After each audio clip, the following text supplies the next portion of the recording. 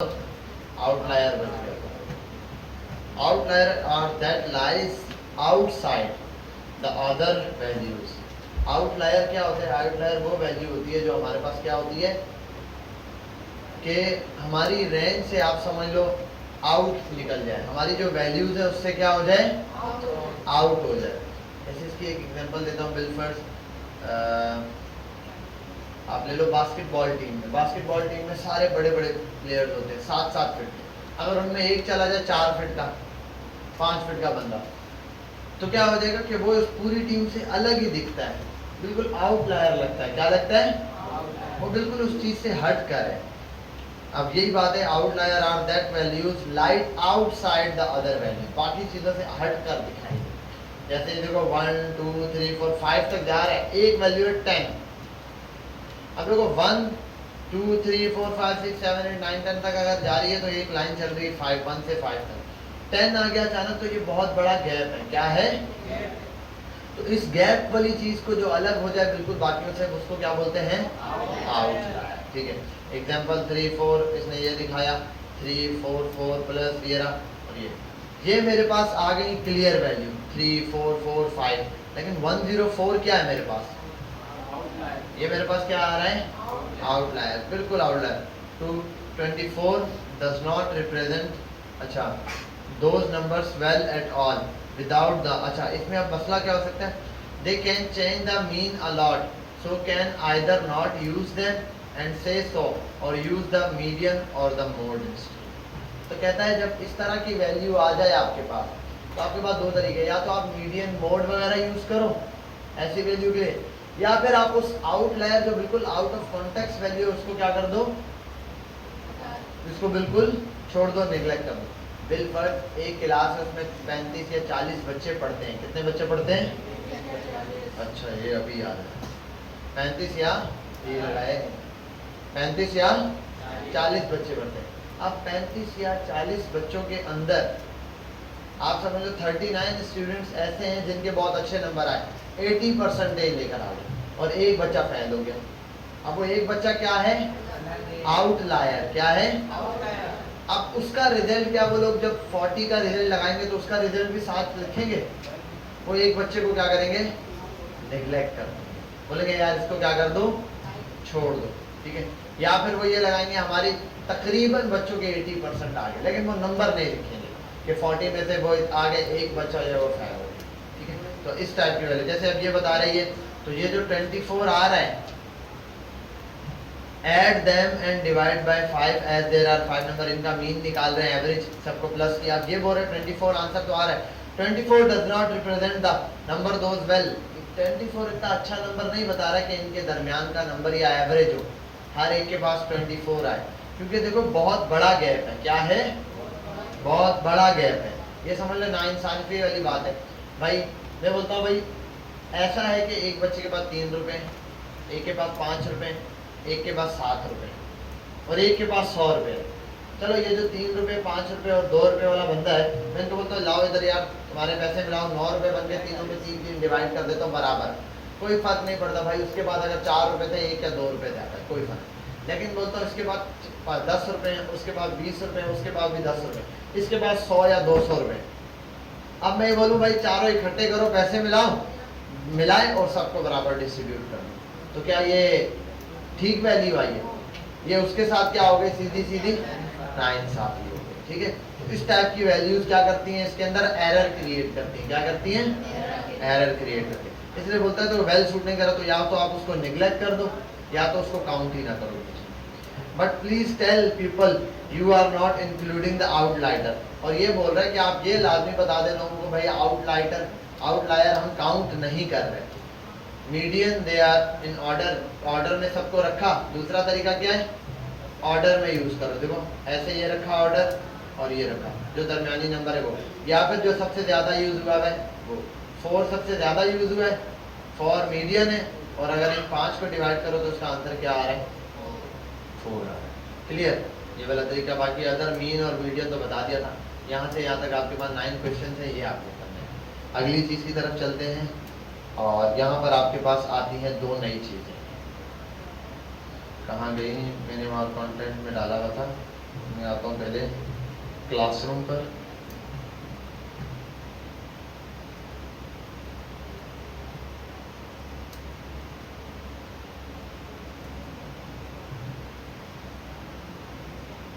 Data में आता हूँ तो हाउ टू सर्वे हो गया, ये भी हो गया। सेंट्रल वैल्यूज में आउटलायर बताओ। आउटलायर वो चीज बिल्कुल जो आउट ऑफ कॉन्टेक्ट है, या तो आप उसको छोड़ दो, लेकिन बताओ कि एक वैल्यू थी जिसको हमने छोड़ दिया बिल्कुल हाई वैल्यू। या फिर क्या कर सकते हो, दूसरी चीज आप क्या कर सकते हो, मीन या मीडियन निकाल लो उसका बीच से, ठीक है। कंपेयरिंग डेटा यूनिवेरिएंट और बायवेरिएंट। यूनिवेरिएंट और बायवेरिएंट हमने पढ़ना है आज, तो मैं यूनिवेरिएंट और बायवेरिएंट लिखता हूँ। यूनी, UNI, यूनिट मतलब एक, यूनी वहीं से निकला है। दूसरा यूनिक, एक कोई उम्दा चीज, आला चीज, सबसे अलग थलग। तो ये यूनी जो वर्ड आया ना, ये यूनी से निकलती एक चीज के लिए, किसके लिए, एक यूनिट होता है। और वेरिएंट मतलब उसके अंदर तब्दीली, क्या उसके अंदर क्या हो, तब्दीली। एंड बाय का मतलब होता है दो, और वेरिएंट मतलब दो चीजों में तब्दीली। और डेटा आपको पता है सेट ऑफ इंस्ट्रक्शन या इंफॉर्मेशन हमारे पास होती है। यूनिवेरिएंट वन वेरिएबल वाला होता है, इसके अंदर क्या होता है, वन वेरिएबल। और बाय वेरिएंट के अंदर क्या होता है, अब ये वेरिएबल, वेरिएबल मतलब होता है वेरी करने वाला, तब्दील होने वाला, बार बार जिसके अंदर क्या हो रहा हो, चीजें चेंज हो रही हो।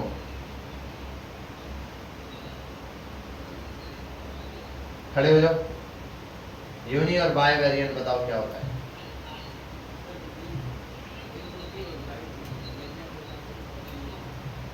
बाय वेरिएंट होता है, इसका मतलब तब्दील होता है, यही बताया। बाय मतलब यूनी एक, बाय तब्दील, बाय वेरिएंट तब्दील। इसीलिए ना वो वहां उसका काम देखते रहोगे बैठ के तो ये होगा। बेटा बात सुने, आप यहाँ से उठ के चले जाए, उस तरफ कहीं पीछे बैठे, यहाँ क्लास हो रही है ना, तो मसला ये डिस्टर्बेंस क्रिएट होती है। आप किसी दूसरे पीसी पर बैठ जाए, यहाँ ज्यादा काम तो नहीं कर लिया। हाँ, इसको कॉपी कर लो, यूएसबी दे दूं क्या, वहाँ से ले लो, यूएसबी में कॉपी कर लो। मसला एक क्लास के दरमियान में बैठे हो तो बच्चे बहुत सारे यहाँ देखना शुरू हो जाते हैं, डिस्टर्ब। और अब कोई इधर उधर मुझे देखते हुए नजर आए तो उसकी खैर नहीं है। कॉपीज निकालो, लिखो भी ये चीजें। बड़े तुम आइंस्टाइन हो सारे, याद रह जाएंगे तुम्हें, कल को पूछूंगा ना फिर बताऊंगा। जो फेल उसको आगे कोर्स ही नहीं करने देंगे। तो पहले मैथ का कोर्स पास करे, उसके बाद आगे जाए। मैं अब ऐसा तो नहीं उनको आगे ले जाके छोटी छोटी चीज़ों का एक्सप्लेन कर दो, सब समझ नहीं आया तो ये तो मैं वहाँ नहीं कर सकता। वहाँ तो फटाफट फिर आगे चीज़ें चलेंगी। नहीं आता तो मैं क्या करूँ, मैंने तो सिखाया था, नहीं आपने समझा तो। यूनिवेरिएंट का मतलब ही वेरिएबल से निकला है, मतलब वेरी मतलब तब्दील होने वाला, और वेरिएबल बोलते हैं किसी कंटेनर को। कंटेनर क्या होता है, आपने देखा है बड़े बड़े कंटेनर्स रखे हुए होते हैं ना, जिनके अंदर सामान लोड होता है। कंटेनर, कंटेनर अपने अंदर क्या करता है, कुछ कंटेन करता है, अपने अंदर कुछ क्या कर सकता है, रख सकता है। तो कंटेनर कोई चीज, अब देखो अब बहुत सारे कंटेनर्स होते हैं। मैं बोल देता हूँ जैसे एक कंटेनर है मेरे पास टाइम का कंटेनर, क्या टाइम। अब किस चीज का, मेरा यहाँ आने का टाइम, मुझे घर से यहाँ तक लगते हैं 10 मिनट, क्या कभी 12 भी लगते हैं, कभी 15 भी लगते हैं। अब ये कंटेनर तो एक है, क्या कंटेनर, टाइम। लेकिन टाइम की वैल्यू क्या होती है, वेरी करती है, चेंज होती जाती है। क्या होती है, चेंज होती है। तो वेरिएबल के अंदर क्या होता है, कोई वैल्यू स्टोर, कोई वैल्यू जमा होती है। क्या होती है, वेरिएबल के अंदर क्या होता है भाई मोइज, क्या जमा होता है। यहाँ ध्यान दो, यहाँ ध्यान दो, इधर उधर जो देखेगा मैं देख रहा हूँ। हाँ छोटे, वेरिएबल के अंदर क्या होता है, कोई चीज जमा होती है, कोई वेरिएबल रखा जाता है, कोई कंटेन होता है। अब कैसे, जैसे कि एक टाइम का वेरिएबल बताया गया है, टाइम में 15 मिनट भी हो सकता है, 29 भी हो सकता है, 8 भी हो सकता है, 42 भी, ये वेरी कर रहा है तो टाइम ही, लेकिन मिनट्स क्या है, वेरी कर रहे, चेंज हो रहे, कुछ भी मिनट्स हो सकते हैं। इसी तरीके से पपी, ये जो कुत्ते के छोटे छोटे बच्चे दिखाए जा रहे हैं, पपीज हैं, इनका वेट अलग अलग। भाई सबका वेट एक होगा क्या, अब जो भी बच्चा पैदा होता है उसका वेट सेम होगा क्या, नहीं, वेरी करता है, हर बच्चे का अलग वेट होगा। हर बच्चा जो 20 साल का होगा उसका वेट क्या सेम होगा, हर बच्चे का 20 साल के बच्चे का वेट 40 किलो 50 किलो होगा नहीं, कोई ज्यादा होगा किसी का कम होगा। तो क्या कर रहा है, ये वेरी कर रहा है। तो यूनिवेरी के अंदर ऐसा डेटा जो तब्दील होता रहता है डेटा है, ठीक है, लेकिन एक चीज का डेटा, क्या? अब बाय वेरिएंट क्या होता है? बाय वेरिएंट में दो चीजों का डेटा होता है, वो दो चीजें जो चेंज होती रहती हैं, क्या होती है? बाय मतलब दो और वेरिएंट दो चीजें जिनका डेटा चेंज होता है, लेकिन वो दोनों चीजें आपस में ताल्लुक रखते हुए चेंज होती है। क्या करती है? जैसे सर्दी आएगी, स्वेटर्स की प्राइस बढ़ जाएगी, है या नहीं? सर्दियां आएंगी, स्वेटर्स की प्राइस बढ़ जाएगी। अब ये क्या हो गया? ये क्या हो गया? दोनों डेटा साथ हो रहे हैं ना भाई, स्वेटर की प्राइस भी बढ़ रही है और ठंड भी बढ़ रही है, सर्दी भी हो रही है। अच्छा, यहाँ पर एक और चीज दी है, आइसक्रीम की प्राइस का। टेम्परेचर बढ़ेगा, आइसक्रीम की सेल ज्यादा होना शुरू हो जाएगी। या आप कोल्ड ड्रिंक्स ले लो, गर्मी ज्यादा होगी तो कोल्ड ड्रिंक्स क्या होंगी? ज्यादा बिकना शुरू होंगी, ज्यादा सेल होना शुरू हो जाएगी। तो ये दो डेटा है जो आप कितनी टेम्परेचर के हिसाब से, ज्यादा गर्मी होगी तो ज्यादा लोग कोल्ड ड्रिंक्स खरीदेंगे। अब कितनी ज्यादा वो तो वेरी करेगा। इसके अंदर भी अलग वेरिएबल है, अलग वैल्यूज है, इस वेरिएबल में भी इस वेरिएबल में। तो इसमें क्या होता है? बाय दो चीजों का डेटा जो आपस में ताल्लुक रखता है। अब ये ताल्लुक दो किस्म का हो सकता है। कितने किस्म का? एक डायरेक्टली प्रोपोर्शनल, एक इसने बोला इनडायरेक्टली। जितना बता रहा उतना बोलो, अगला पहले से ही बोल देते हो। एक क्या है? डायरेक्टली, दूसरा इनवर्सली प्रोपोर्शनल। क्या? लिख लो बेटा ये चीज, ये यहां लिखा हुआ नहीं है कि आपको याद रहेगा। डायरेक्टली प्रोपोर्शनल में क्या होता है? एक चीज बढ़ी तो दूसरी भी बढ़ेगी, अगर एक चीज कम हुई तो दूसरी भी कम होगी। ये डायरेक्ट ताल्लुक है दोनों का।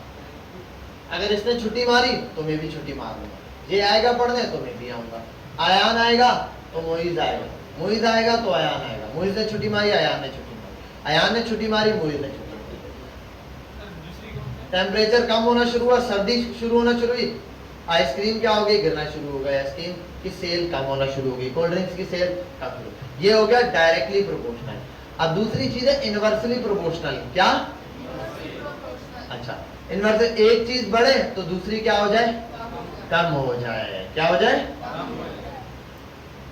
20 की स्पीड से जा रहा हूं किसी सफर पे तो टाइम ज्यादा लगेगा पहुंचते पहुंचते, स्पीड बढ़ाऊंगा टाइम कम लग जाएगा। समझ आई बात? स्पीड बढ़ाऊंगा टाइम कम। ये इनवर्सली प्रोपोर्शनल। एक चीज बढ़ाओ तो अगर मैं चाहता हूं टाइम ज्यादा लगे तो मुझे स्लो स्लो जाना पड़ेगा, अगर मैं चाहता हूं टाइम कम लगे तो फिर तेज जाना पड़ेगा। जब तेज जाऊंगा तो क्या होगा? टाइम कम लगेगा। तो एक चीज बढ़ रही है, स्पीड बढ़ रही है, टाइम कम हो रहा है, वहां पे टाइम बढ़ेगा तो स्पीड कम हो जाएगी। क्लियर? अब 10 लोग हैं, उन्होंने कुछ सामान उठाने, नीचे वो एग्जांपल देता है एक जगह, अच्छा वो तो गूगल पर है, इसमें सर्च करोगे इनवर्सली प्रोपोर्शनल एग्जांपल है। 50 ईंटें उठानी है एक मजदूर ने, मजदूर की तादाद कम है, टाइम ज्यादा लगेगा। मजदूर की तादाद बढ़ा दी, 10 मजदूर ले आया, टाइम अब क्या होगा? कम लगेगा। तो ये मेरे पास क्या आ गई? इनवर्सली प्रोपोर्शनल एग्जांपल कि इनवर्स उलट ताल्लुक है, एक चीज बढ़ाओ दूसरी कम हो जाएगी, दूसरी बढ़ाओ पहली वाली कम हो जाएगी। क्लियर? ये चीज। अच्छा, अब इसमें ही दो चीजें जो बताई आपको, डायरेक्टली और इनवर्सली। डायरेक्टली में क्या होगा? और साथ कम होगी, यानी कि एक बढ़ रही है तो दूसरी, दोनों का ताल्लुक है ना, दोनों का क्या है? एक्सीलेटर बढ़ाऊंगा तो रेस भी बढ़ेगी। क्लियर? एक्सीलेटर बढ़ाऊंगा तो एक्सीलेटर छोड़ूंगा तो रेस भी कम हो जाएगी। ये मेरे पास डायरेक्टली प्रोपोर्शनल आ गया। क्लियर? और इनवर्सली एक चीज बढ़ाऊं दूसरी कम हो जाए, और दूसरी बढ़ाऊं तो पहली वाली कम हो। ये हो गया मेरे पास इनवर्सली। ठीक है जी? क्लियर हो गया? ये इसने दिखाया है सेल्स का, डायरेक्टली प्रोपोर्शनल की एग्जांपल दिए, ये बढ़ाया ये बढ़ाया, ये डायरेक्टली। ठीक है? तो ये आपके पास आ गया क्या? इसकी एग्जांपल। क्लियर है? यहाँ तक समझ आ गई बात? यूनिवेरिएंट और बायवेरिएंट। यूनिवेरिएंट में किसी एक चीज का डेटा जो वेरी कर रहा हो, तब्दील होता हो। ठीक है? अच्छा, कांस्टेंट वेरिएबल भी हो सकता है, आपकी उम्र के साथ साथ आपका वेट बढ़ रहा है, हो सकता है कम भी होता होगा किसी का। ठीक है? बिलफर्ज आपकी उम्र के साथ साथ क्या हो रहा है? आपका वेट बढ़ रहा है। लेकिन इनवर्सली प्रोपोर्शनल, आप जैसे बड़े होते जा रहे हो आपकी जिंदगी के दिन कम होता जा रहा है। ये क्या हो गया? इनवर्सली प्रोपोर्शनल हो गया। क्लियर है यहाँ तक? आगे चलते हैं। और कांस्टेंट वेरिएबल भी हो सकता है। कैसे? टाइम आपका रोज चेंज होता है, वेट आपका तब्दील हो सकता है, लेकिन एक चीज कांस्टेंट है, नाम आपका कांस्टेंट है। ठीक है, तो कुछ चीजें क्या होती हैं? कांस्टेंट भी होती हैं। चलो भाई पीछे चलते हैं। और थोड़ी सी चीज आपको और पढ़ानी है, वो है मेरे पास मेजरमेंट्स। क्या? मेजरमेंट्स वाला टॉपिक आपके यहाँ इंक्लूड नहीं है, लेकिन थोड़ी सी स्टार्ट, थोड़ा सा बेसिक दे दूंगा आपको। जैसे मैंने मेजरमेंट्स में आपको वॉल्यूम और एरिया बता दिया ना, 2-3 मेजरमेंट्स और हैं, वो बतानी है बस। इनका भी, इनके हवाले से भी सवाल होंगे आपके क्वेश्चन। सबसे पहले मेजरमेंट्स क्या है? Finding a number that shows the size of the amount something. ऐसा नंबर तलाश करना मेजरमेंट का मतलब, जिससे क्या पता चले कोई चीज कितनी है। समझ आ रही है बात? कोई चीज, चाहे वो तोल के हिसाब से हो, चाहे वो लीटर के हिसाब से हो, चाहे वो लंबाई के हिसाब से हो, जिस तरह भी हो। अच्छा, जब हम मेजरमेंट्स की बात करते हैं तो हमारे पास 2 सिस्टम होते हैं। क्या होते हैं? एक मैट्रिक सिस्टम और एक यूएस स्टैंडर्ड सिस्टम। क्या क्या? हम मैट्रिक सिस्टम पहले देखते हैं क्या है। मैट्रिक सिस्टम होता है, ये बताता है कि किस चीज को कैसे नापना है। जैसे, अच्छा पहले एक चीज बता दूं कि हम जब भी किसी चीज का बताते हैं, 10 किलो आटा, 10 केजी, 10 केजी। अब इस 10 केजी के अंदर, 10 केजी आटे के अंदर 2 चीजें आती हैं। एक 10 यानी कि नंबर, और एक यूनिट। ये जो 10, 12, 13 ये जो लिखा हुआ है, इसको बोलते हैं कॉफिशिएंट। क्या? कॉफिशिएंट बताता है किसी चीज की तादाद कितनी है। आटा कितना है? 2 है, 5 है, 10 है। समझ आ रही है बात? आटा कितना है? 2, 4, 5, 6, 7, 8, 10 कितना है? ये क्या है? कॉफिशिएंट बता रहा है। और केजी, या ये जो केजी वगैरह लिखा हुआ है, केजी होता है, लीटर होता है, मिलीलीटर है, ठीक है, तो ये किलोमीटर है। ये क्या है? ये बता रहा है इसको नापने का तरीका क्या है। समझ आ रही है बात? 10 किलोमीटर आटा है, ऐसा कभी सुना है? 10 किलो केजी आटा है ना, 10 किलोमीटर क्यों नहीं सुना? इसका मतलब है भाई, आटा वो चीज है जिसको क्या किया जाता है? तोला जाता है। जब तोला जाता है तो उसका यूनिट क्या है? केजी। जो नापा जाता है लंबाई चौड़ाई, उसका यूनिट क्या होगा? Metre, kilometre, millilitre, centimetre. ठीक है, ये छोटे छोटे। अच्छा, अब यही चीज ये बता रहे हैं मैट्रिक के अंदर, ये बताता है कि क्या चीजें हैं जिनको तोला जाएगा। लिक्विड, पानी जैसी जितनी भी चीजें, उनको क्या किया जाएगा? लीटर वगैरह वाले बर्तन से, तो उनको किसमें नापेंगे? लीटर, मिलीलीटर, इसमें। ठीक है, मिलीलीटर और लीटर वगैरह में। मास या वेट आप समझ लो, वजन वाली कोई भी चीज होगी उसको किससे, कैसे नापा जाएगा? हाँ, केजी, किलोग्राम या ग्राम या मिलीग्राम के अंदर, या टन के अंदर। हाथी को टन्स में नापेंगे। अच्छा, किलोग्राम, मिलीग्राम। लेंथ, लंबाई वगैरह का क्या होगा भाई? सेंटीमीटर या मीटर, किलोमीटर, इस तरह नापा जाएगा। अब टेम्परेचर के लिए आप क्या याद रखोगे? Degree centigrade. भाई आजकल 28 degree centigrade, 24 centigrade, 25 centigrade, 30 centigrade, degree centigrade चल रहा है। तो सी के ऊपर छोटा सा जीरो लगाते हैं, इसको बोलते हैं डिग्री सेंटीग्रेड। क्या? तो टेम्परेचर का यूनिट क्या लगाएंगे अब? 3 यूनिट है हमारे पास, डिग्री सेंटीग्रेड और फ़ारेनहाइट और सेल्सियस। तो भाई डिग्री सेंटीग्रेड ही है। केल्विन, केल्विन, फ़ारेनहाइट और सेल्सियस मतलब डिग्री सेंटीग्रेड। क्लियर? ये ऐप के अंदर लिखा हुआ है, ये आपने यहाँ से देख लेना बस। बाकी लास्ट चीज आपको पता है, एरिया और वॉल्यूम के अंदर क्या होता है?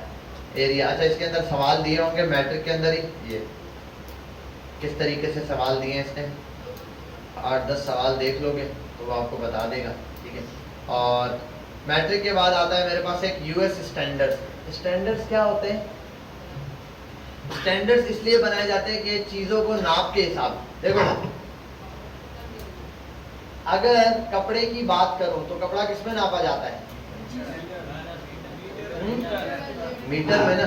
अगर मीटर में नापा जाता है, मीटर से बड़ा यूनिट क्या होता है? किलोमीटर। अगर मैं बोलूं 1 किलोमीटर कपड़ा है, 500 किलोमीटर कपड़ा है, कपड़ा मीटर में नापा जा रहा है, क्यों भाई?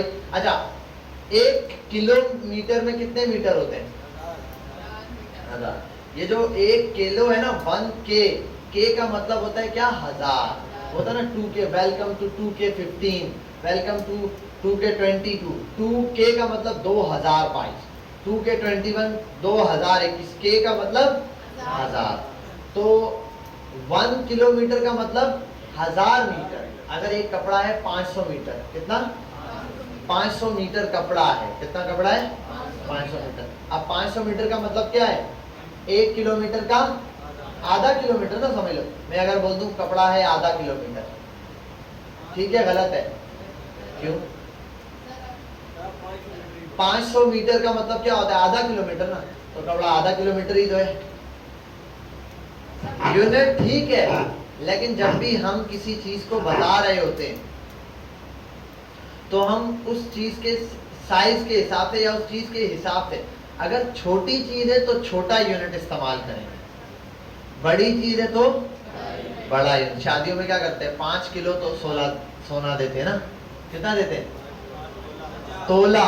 अब किलो क्यों नहीं? किलो बड़ी वैल्यू है, हालांकि हो सकता है ना, ठीक है? तो इसी तरीके से ये वो चीजें हैं जो क्या है, जिनको नापने के लिए छोटे यूनिट्स यूज किए जाते हैं। अब हाथी का वेट बताना है तो क्या करेंगे? टन में बताएंगे हाथी का। हालांकि टन्स में भी, अगर आपका वेट भी टन में बताऊं, बता सकता हूं ना। 1 टन में कितना होता है? 40। अगर किसी का वेट है भाई 100 किलो, 100 किलो वेट होता है भाई, 110 112 लोगों का वेट होता है। किसी का वेट है 100 किलो, ठीक है? 2.5 मन भी बोल सकता है, वह मेरा वेट 2.5 मन, लेकिन वो बोलता है 100 kg। 40 किलो वेट है, बोलता है यार 40 किलो वेट है। वो ये नहीं बोलेगा मेरा वेट 1 मन है, ठीक है? अब टन है ना, तो 0.1 आपका वेट हो गया। 0.1 टन किसी का वेट है 100 किलो वाले का, क्योंकि 1 टन में 1000 किलो होता है। 0.1, 0.2, 0.3, 1 कब बनेगा? 10 पे जाके। तो 0.1 टन का मतलब क्या है? 100 किलो। लेकिन हम 100 किलो ये ऐसे नहीं बताते, हम बताते हैं डायरेक्ट क्या? 100 kg बताएंगे। हम वहाँ पे ये नहीं बात करेंगे कि भाई टन, ठीक है? तो स्टैंडर्ड यूनिट्स क्या करता है? जो चीज जिस हिसाब से है उस हिसाब से उसको नापने देगा। अब पानी को किस में नापा जाता है? लीटर में, लेकिन टैंकर वाला आपको गैलन में बताता है, इसमें 1000 गैलन। लीटर में बहुत बड़ा नंबर बताना पड़ेगा। क्या करना पड़ेगा? जैसे 1 लाख रुपए है मेरे पास, मैं बोलूं 1 लाख रुपए है, 1 लाख तो मैं बोलूं मेरे पास 100,000 रुपए हैं। 1 लाख का मतलब 100,000 ही होता है ना। अब 100,000 बोलना, इतनी बड़ी रकम बोलने से अच्छा है बोलो 1 लाख रुपए है, 100,000 रुपए है मेरे पास। इससे अच्छा आसान वर्ड क्या है? तो ये स्टैंडर्ड्स कुछ बने हुए हैं, ठीक है? तो इसी तरीके से फिजिक्स में अगर स्टैंडर्ड देखो तो जो फासले के यूनिट यूज कर रहे थे हम मीटर और किलोमीटर यूज कर रहे होते हैं, ठीक है? इस तरीके से छोटी छोटी चीजों के क्या है? अलग अलग यूनिट्स है। स्टैंडर्ड यूनिट्स के अंदर ये लेंथ आपको पता है। लेंथ, एरिया और वॉल्यूम के अंदर फर्क देखो। लेंथ सिंगल डायरेक्शन चल रहा है। क्या चल रहा है? सिर्फ एक डायरेक्शन है, यूं नाप लो या यूं नाप लो। एरिया 2 डायमेंशन होगा, यूं भी और यूं भी, लंबाई और चौड़ाई दोनों है। और वॉल्यूम क्या होता है? 3 डायमेंशन, 3D होता है। कैसे? लंबाई, चौड़ाई और ऊंचाई भी। लेकिन इन सब का यूनिट क्या होगा? लेंथ का यूनिट मीटर, एरिया का यूनिट मीटर का स्क्वायर, क्योंकि इसमें कितनी मीटर की वैल्यू आएगी भाई? 50 मीटर ये, 60 मीटर ये, 2 मीटर हो गया ना, 2 बार मीटर। तो metre multiply by metre, m multiply by m क्या बनता है? m का, तो ये हो गया मीटर स्क्वायर। तो लिख लो, लेंथ का यूनिट मीटर, एरिया का यूनिट मीटर m का स्क्वायर, और वॉल्यूम का यूनिट m का क्यूब, m के ऊपर 3।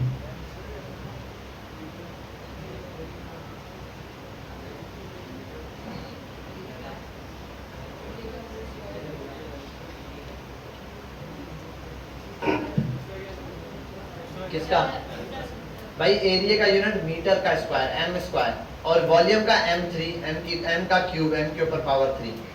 अब लास्ट चीज, टाइम को किस में नापते हैं? सेकंड्स, मिली सेकंड, सेकंड, मिनट, समझ गए बात? ये।